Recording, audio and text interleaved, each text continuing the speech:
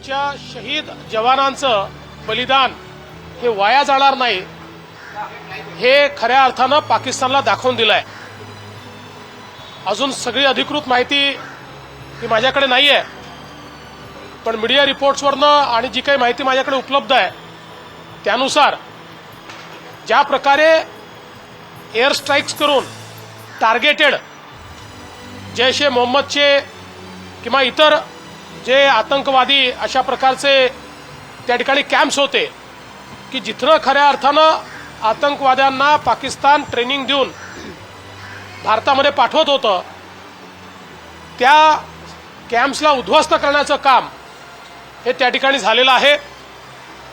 देशाचे पंतप्रधान माननीय मोदीजी यांनी पहिल्याच दिवशी अतिशय स्पष्टपणे सांगितलं होतं की हे बलिदान वाया जाणार नाही आणि सेनेला सगळे अधिकार दिले आहेत आणि भारतीय सेनेने आज आपली शक्ती काय असते, ताकद काय असते हे दाखवून दिलं।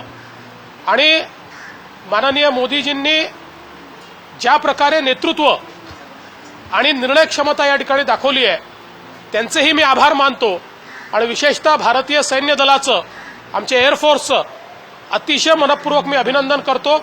प्रत्येक भारतीयाच्या मनात जे होतं ते या ठिकाणी होत आहे आणि मला विश्वास आहे भारत हा आता एक मजबूत देश म्हणून जगापुढे आलेला आहे आणि अशा प्रकारे कुठलाही हल्ला भारत खपवून घेणार नाही हे निश्चितपणे आज आपल्याला पाहायला मिळतं। मुंबईमध्ये महाराष्ट्रामध्ये हाय अलर्ट असणार आहे का? सीएमचं हाय अलर्ट असणार आहे का? असे हल्ल्यानंतर बाउन्स बॅक होण्याची शक्यता असते। असं आहे की मुंबईमध्ये आपण नेहमीच हाय अलर्टच राहतो।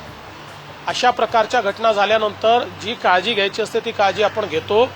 याचा अर्थ नागरिकांनी पॅनिक होण्याचं कारण नाही आहे, पण ज्या आपल्या सगळ्या यंत्रणा आहेत या यंत्रणा सगळीकडे योग्य प्रकारे लक्ष ठेवून आहेत। ज्या आपल्या गुप्तचर यंत्रणा आहेत त्या सगळ्या यंत्रणांचं कोऑर्डिनेशन इंटेलिजन्सचं योग्य प्रकारे चाललेलं आहे आणि संपूर्ण यंत्रणा या सगळ्या घटनांवर नजर ठेवून आहे।